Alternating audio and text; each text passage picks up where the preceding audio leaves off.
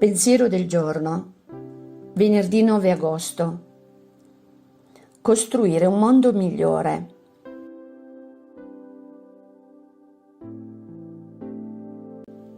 La regola d'oro.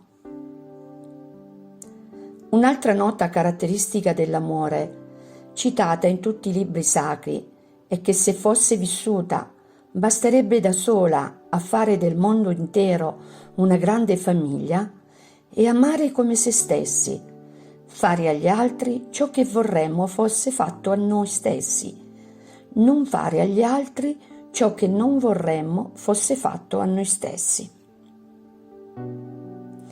È la cosiddetta regola d'oro, così ben espressa da Gandhi quando disse: «Io e te siamo una cosa sola. Non posso farti del male senza fare del male a me stesso».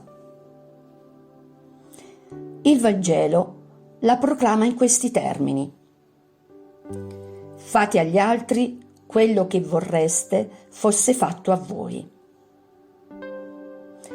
Nella tradizione musulmana è conosciuto in questi termini: «Nessuno di voi è un vero musulmano finché non desidera per il suo fratello ciò che desidera per se stesso». Da questo principio deriva una regola che da sola sarebbe, se applicata, il più grande motore dell'armonia tra individui e gruppi, all'interno delle famiglie come degli stati.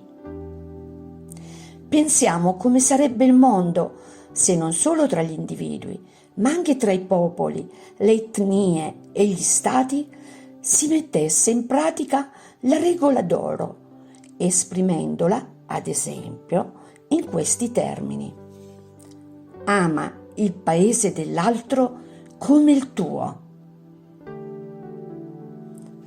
Chiara Lubich, L'arte di amare, Città Nuova, pagina 63.